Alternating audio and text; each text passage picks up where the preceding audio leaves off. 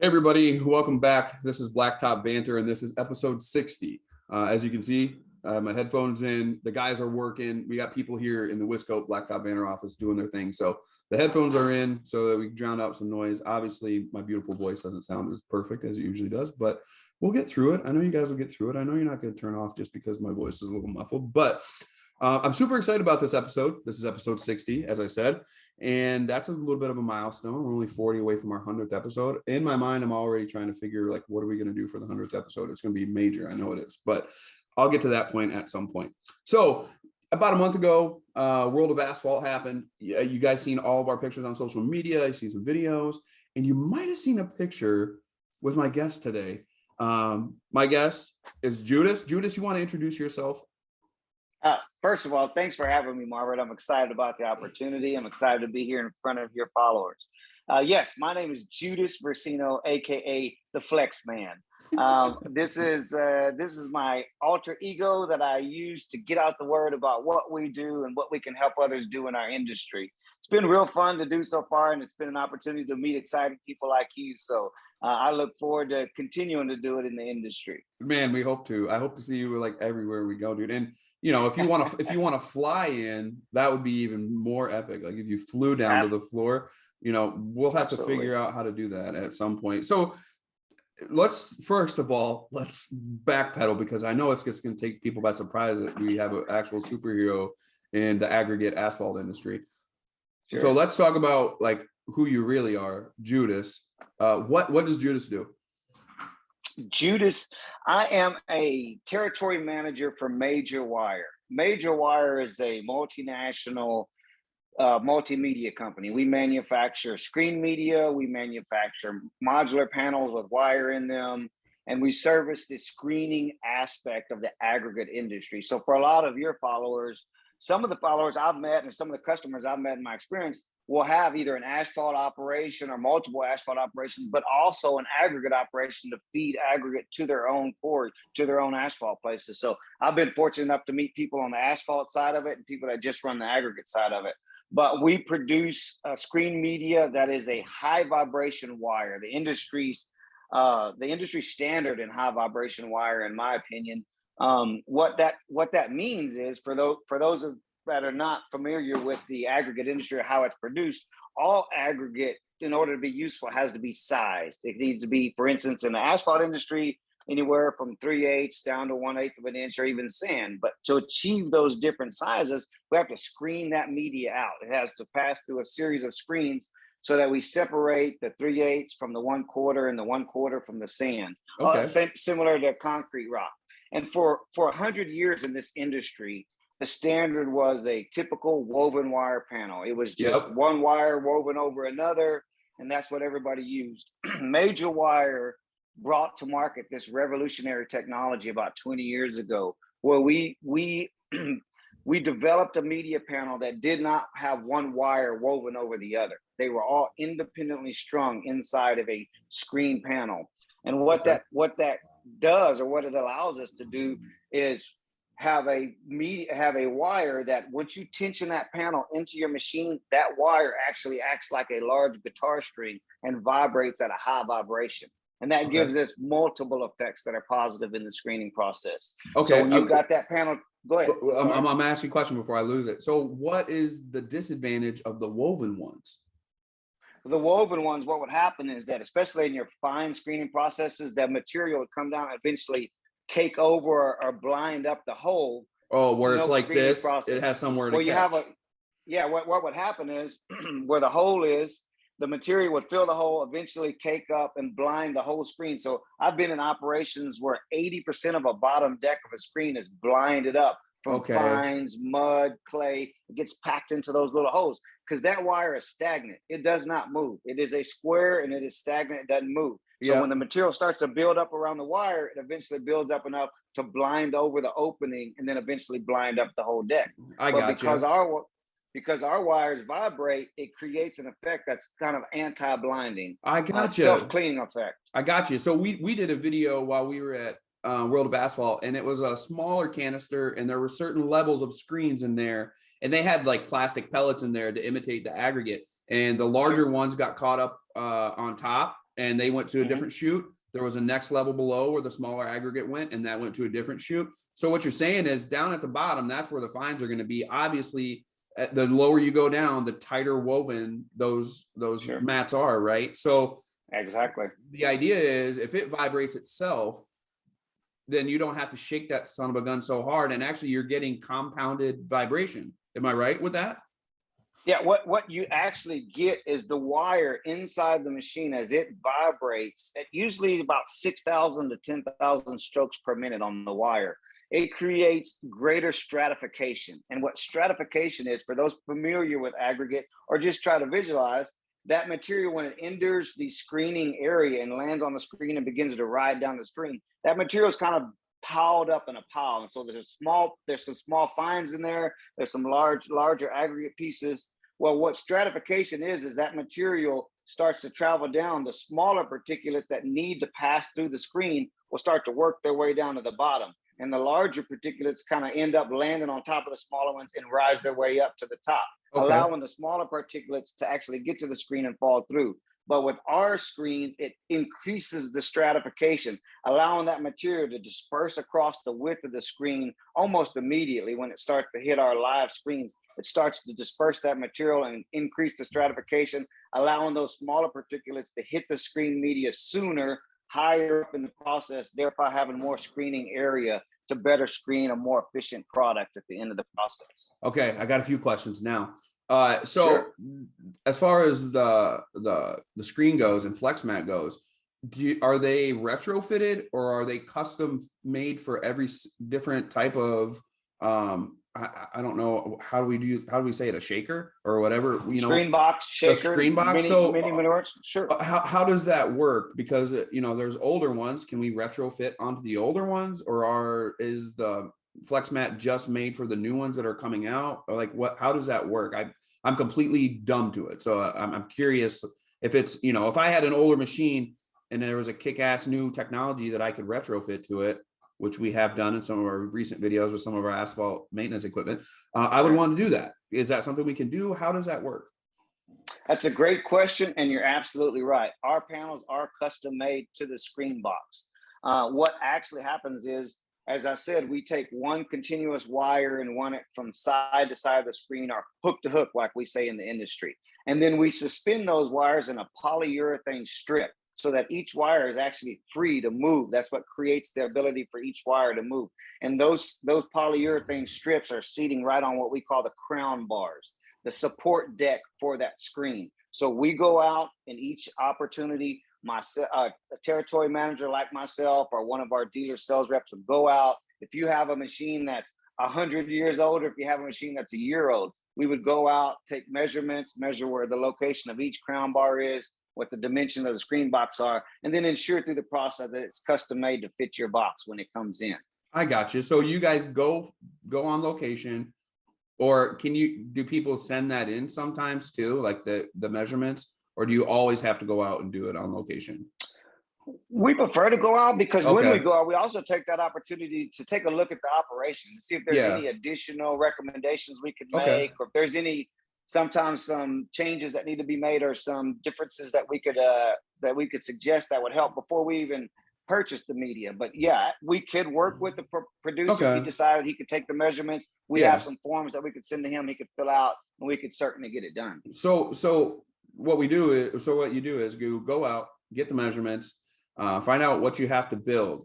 Now, it's not made on the machine, correct? You guys come back and you build this insert. What can I say? Insert? Sure. That goes down in there, and then it gets attached and everything else. Is that correct? Yeah. What's standard? Standard in the industry is maybe a screen box with especially on the aggregate side. Yeah. On the aggregate side of things, you'll have screen boxes that range from 6 foot wide and 16 foot long up to 8 to 10 foot wide and 20 foot long with multiple decks of screens. But the standard is 4 foot long screens and however wide the box is. So if it's 20 foot long, you would have 5 different panels in there. We would make you a set for the top deck and actually we try to come back and actually, especially when a new customer is around, be involved with the install, because these are a custom high vibration screen and we want to explain to the end user exactly how they work and the benefits of the technology. Okay, yeah, and that was my next question. We talked about the negative of the old woven ones, which were steel.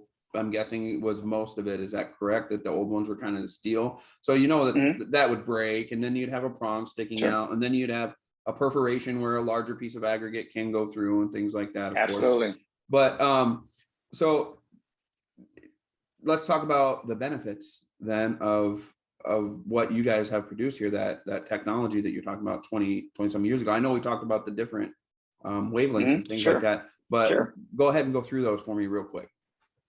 Well, I obviously, like I mentioned, the high vibration wire is a great benefit. It increases stratification. It gets the material to get more throughput through the box. So if you have for instance, if you have a screen box and you have a deck of that screen box that's running 250 tons an hour, but you have some more material that needed to be screened out, we would assist that process by increasing the throughput through that box with this earlier stratification of the material. But also, like you said, there's so many other benefits. For instance, the design of the product itself. As I mentioned, a woven wire panel is just one wire woven over the other that creates these knuckles or these high points. And so what happens as the material comes down and travels down the media bed, it's wearing out those high points. So what it's actually wearing is just those knuckles. Well, our panel, because there's no wire woven over the top of each other, our panel lays in flat. So as that same aggregate travels down the deck, it wears out all the wires simultaneously. Evenly. So you're using 100% you're getting longer of our life. Media. You get longer life out of the screen. Exactly. We get 3 to 5 times the wear life of a normal woven wire panel. Right. Hey, so man, I don't got to be a scientist to figure that out. Judas, I don't got to be a scientist to figure that out. All you got to do is just explain it to me a little bit. I can figure it out. So yeah, no, we do. As we're talking about that, what is the consistency then of the Flexman? If it's not the woven big, when I see it, okay, I'm gonna be honest with you.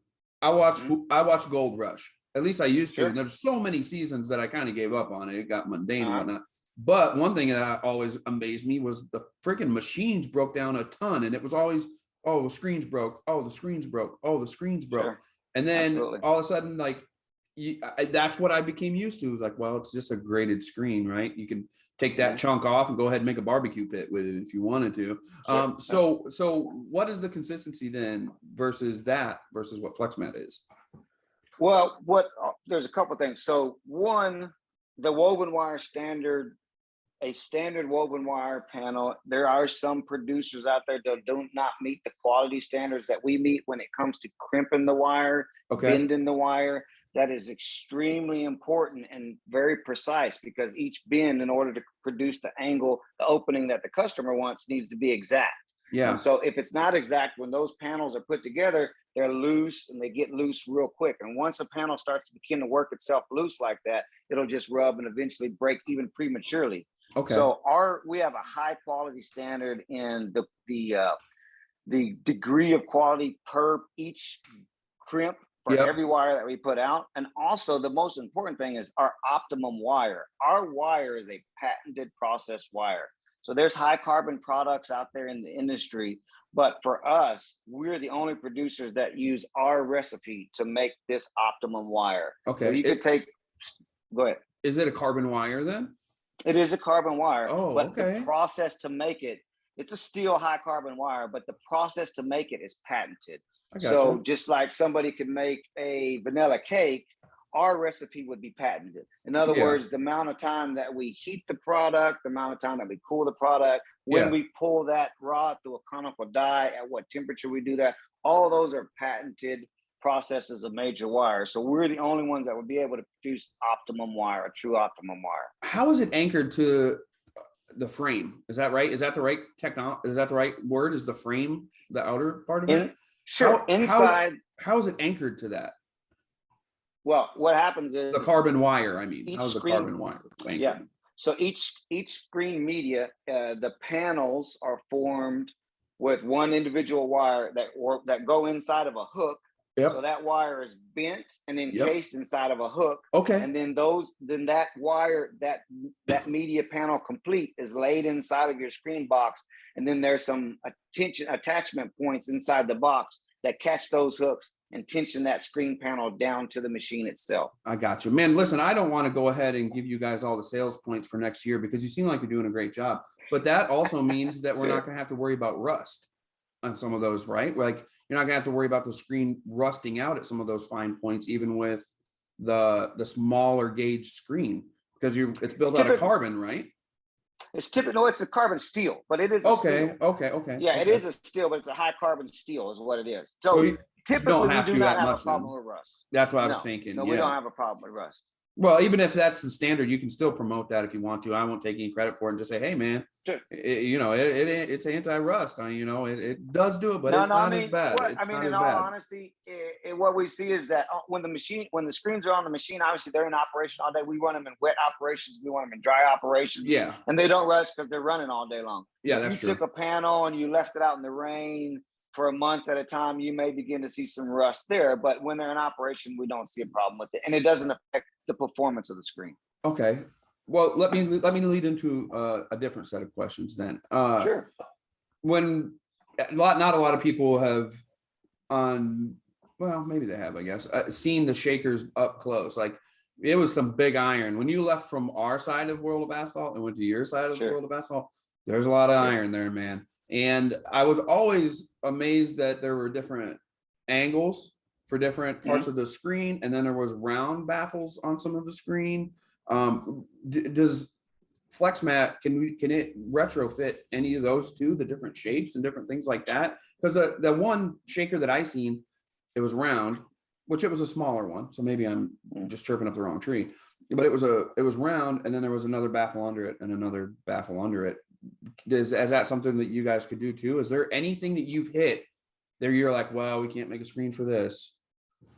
Well, our screens, as I mentioned, are the key benefit is the high vibration. And to achieve that high vibration, you have to have tension on the screen, just like a guitar string. Yeah. It's like when you have a guitar string and you tighten it up and you hit it with your thumb and it has that high vibration. If you backed off that guitar string, it would be loose and it would not create the same effect. So there's in your scenario, on a round or trommel style screen, even, you really don't have a great way to tension it. So we typically don't put our high vibration screens in those type of screens.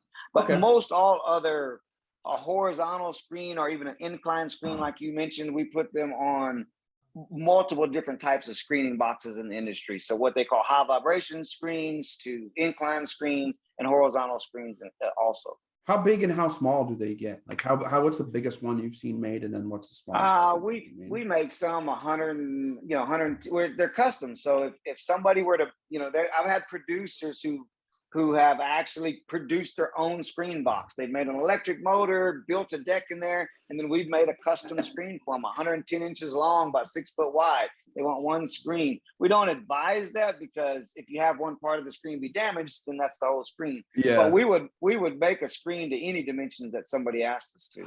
Well, do you guys have how do I want to put it? You guys have customers that you work with that are like shaker manufacturers where you guys make the screens just that size for that model over and over and over again too? It's not all custom, right? No, it is all custom. And we work through a dealer distribution network. So we distribute our products through dealers, and the dealers work with the end customers. We do work with OEMs in some instances. Okay. And as a matter of fact, I've had customers who say, hey, I recently purchased a new screen box from this manufacturer. Can you contact them and have your screen shipped to them, installed on site? And we've done that for the customer to help them, expedite the process in today's, environment. Yeah, no, that works out. That makes sense. Totally makes sense, dude. Because there's guys that buy brand new trucks, and while they're at the dealership, they have a certain package put on. You know what I mean? They're like, hey, exactly. This is how we want it. So yeah, I get it.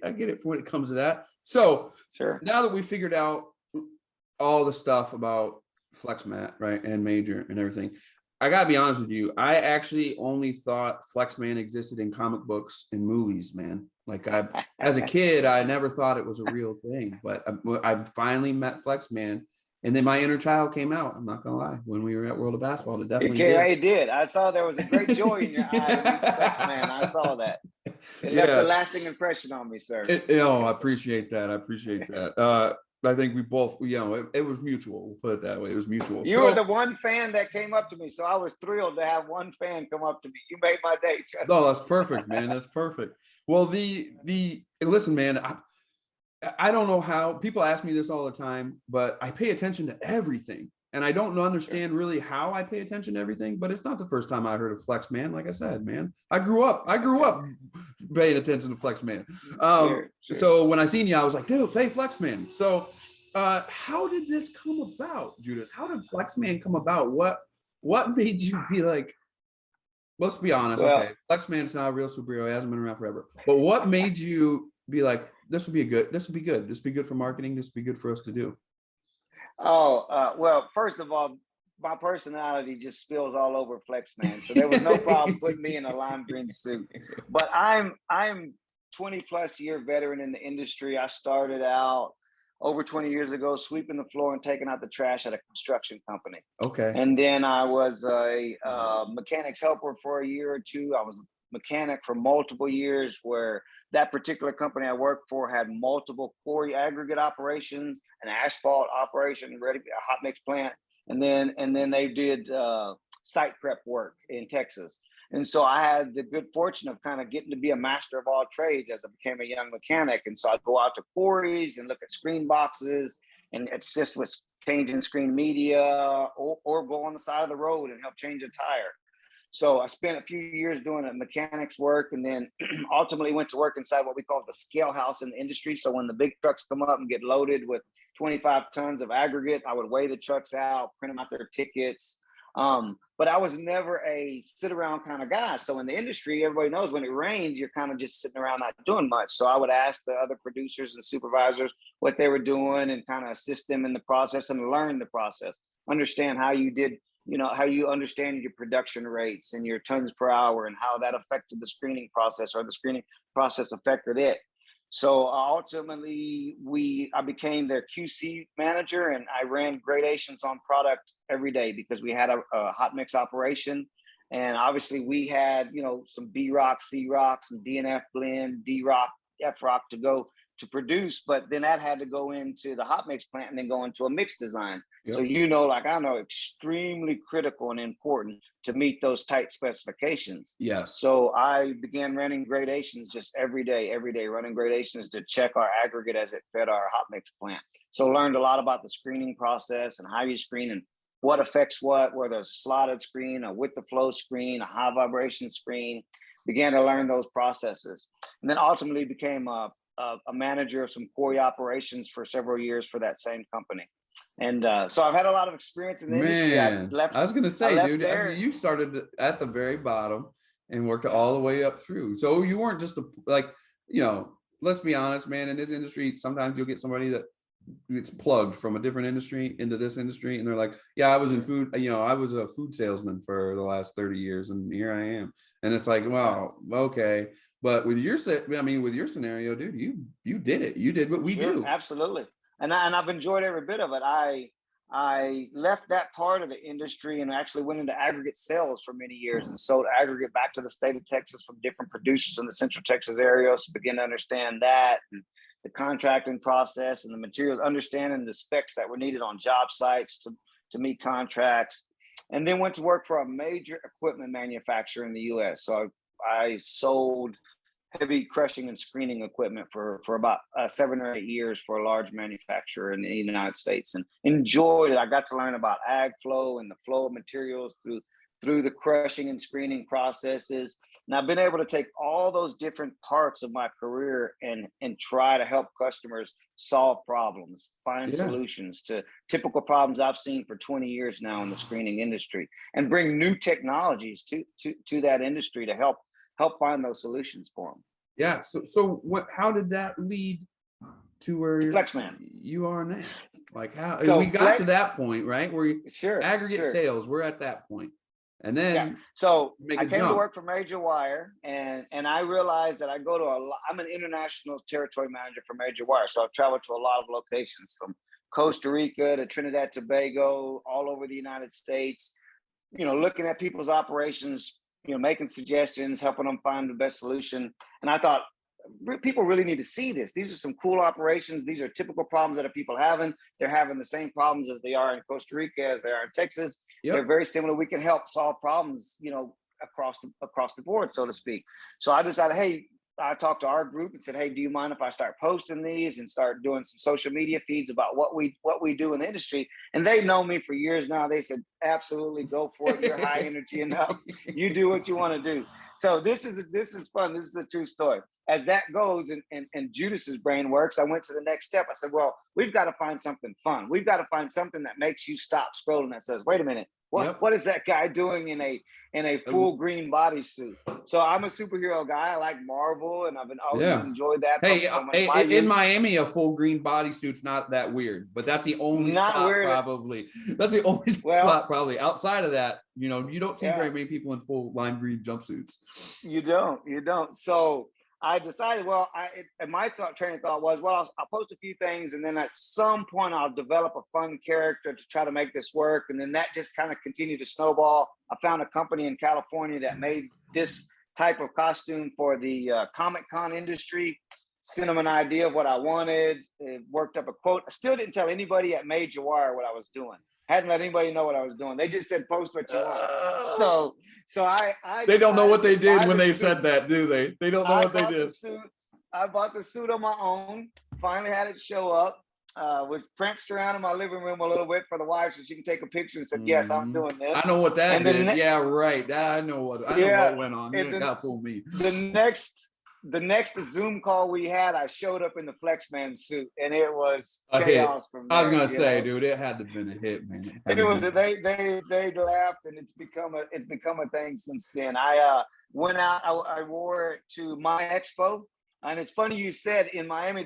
In Miami, be the only place it's not common. I was in Mine Expo in Vegas and did a full 1 day in the life of Flexman. Yeah. So it's posted to the social a big sites. vlog, yeah. Yeah, it's posted to the social, but I did from waking up, riding the cab.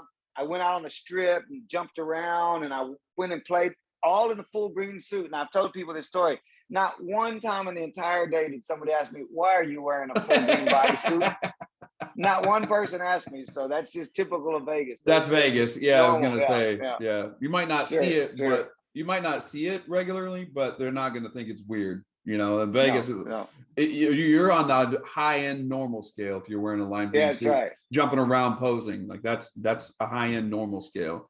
So when I got to tell you, it's worked, because I don't know the name of any other mat or screen company in the world besides Major and Flexman, because why would I, right? But when it comes to Flexman, that stopped me in my tracks. You're right. And you gotta have some kudos for that. Somebody has to give you some kudos for that, because that's what it takes. It honestly, that is what it takes. So now I got another question though. What's the future? What's the future then, man? With Flexman, where are we going? Where are you gonna be? I want to kind of see it would be really cool if somehow you could get where you picking up a car or something and have a cable where we can't see it, and you just be absolutely, right? Absolutely. Or something like that. Absolutely. I don't need a cable, but sure. Yeah, we can. I'm sorry. Yeah, you're right. You're right. Well, I meant for safety. I meant for safety. Of the camera crew. The safety of the camera crew. Yeah, that's right. The MSHA regulations. That's right. Regulations. That's right. Absolutely.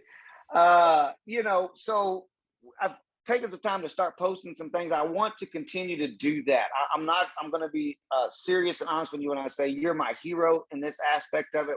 Thank you, man. What you've done to create your social presence and how that's impacting the industry. I really want to model that, to be honest with you. I want to talk about regularly what we do in the industry, the problems that we solve, that we give people more aware life, that we give them more throughput by creating more open area. I want to talk about the advances that we've made in our wire and then our products and services for our customers. So I want to go out, I want to go in the field and show that to the customers. I know that the successes you've had, I'd almost wager to say it's because you were out in the field doing it. You weren't sitting behind a desk all day long talking about doing it. You've been doing it. People recognize and respect that. And that's what I want to do. I want to show people what we do in the field every day. Yeah, I'm a big fan of that. And I believe, honestly, that's the true way to do it. If you show your work, apparently that's where you get that credibility, because they're like, yeah, this dude knows his shit and what he says is true. And when you get Sure. to that point, man, people are on board because they want to know what the heck you're up to, right? And Absolutely. that's the same thing when it comes to Flexman. To be honest with you, like when you said Flexman and I seen Flexman for the first time, I actually thought it was a crack filler company, you know, with they're like, oh yeah, this is Flexman, because Sure. there's 4 or 5 big major crack filling companies, but there's always other brands that are popping up making crack filler. And I'm like, well, here we go. We got somebody that's going to grab some attention Sure. here with Flexman. But when it comes to FlexMat, is that, this would probably be my last question about FlexMat, because it's still amazing. Sure. And it still goes through my brain. When we talk about the way that the old mats are made and they're like woven like this, they're fairly rigid. So when we talk to FlexMat and it's woven straight across, right, and evenly, is that where the name comes from? Is because the mat can flex? Yes, because the mat is flexible. It's a flexible material. It's a flexible screen media. Yeah, absolutely. I don't know why I didn't lead off with that point. question. I didn't know why I didn't lead off with that question. Honestly, I completely reversed it and ended with that question. But it's a valid question nonetheless. And I'll tell you one thing, because of that, just like you said, you picked up on that. One thing that for a side note point is our screen media is much lighter than that style of screen because we've taken out the cross wires. So logistically working in the field, it's a much safer product to work with because you've got to crawl inside these big screen boxes and pass panels up and lift them up and put them over and different things. So I found that end users, as we were on site to assist with installs, they find it much more easier and safer to install also. Okay.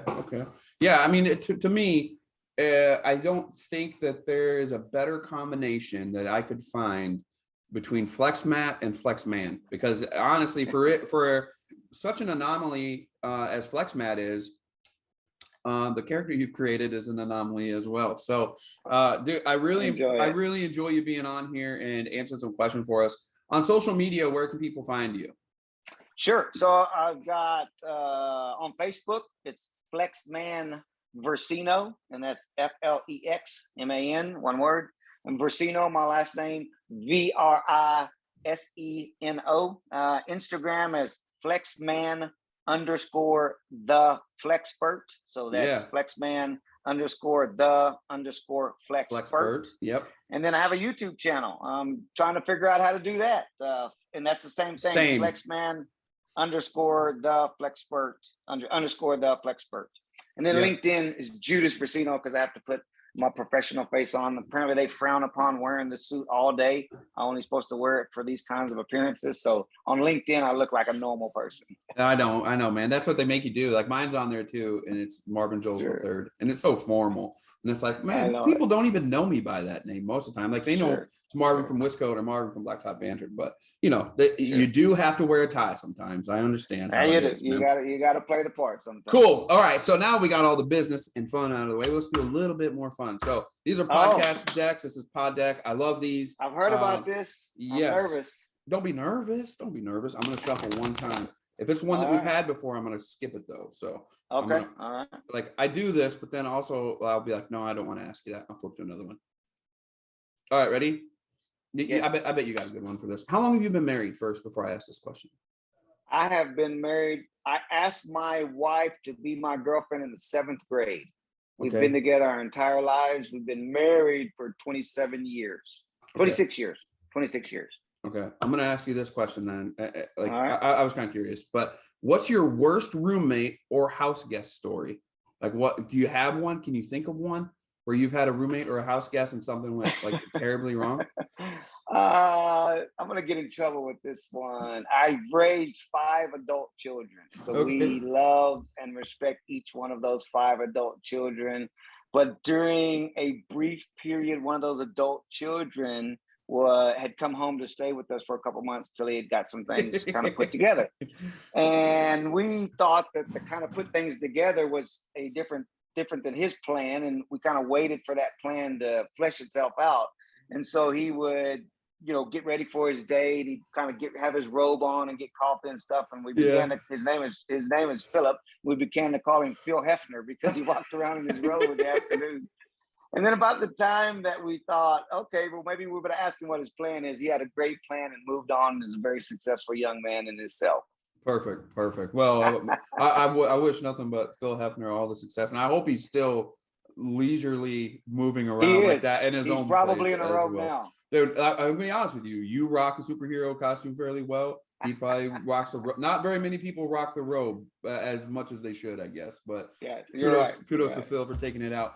All right, man. All right. Hey, Judas, it's been a pleasure, my man. It Yeah, absolutely sure, has, absolutely. dude. It's been great. I really appreciate you coming on here. I wish you all the best. Wish Major the best too as well. Next time we're at World of Asphalt, we're definitely going to do something together. And if we run into each other in the meantime, we'll go ahead and do something else there too, make some content Absolutely. and have some fun. And if your followers have any questions, they thought something sounded familiar to what they do, please have them reach out to me, DMs, however the case may be. And I'll certainly follow through with you. Cool, man. All right. Thank you very much, my friend. All right. For all of us here at Blacktop Banter, for myself, Judas, and Flexman, I should have a superhero name. You should. I'll think of one. It's liberating, sir. It's liberating. Yeah. All right. I got you. Well, see, that's what I would end up doing is doing something as that person and be like, no, man, it wasn't even me. Like, I don't know what to tell you. I'll find him. I'll tell him next time I see him, whatever. But I can't do it. All right. So I'll go back to the sign off for me and Judas. This is Blacktop Banter. This is episode 60. And we really appreciate you guys listening and following along with us. And of course, here we speak asphalt, but we don't always speak asphalt. Sometimes we speak asphalt aggregate. And that's what we did today. And we always want you to seal it, pave it, stripe it. Well, I would say crush it too, because Judas is here. So we want you to crush it too. All right. Absolutely. Peace, y'all.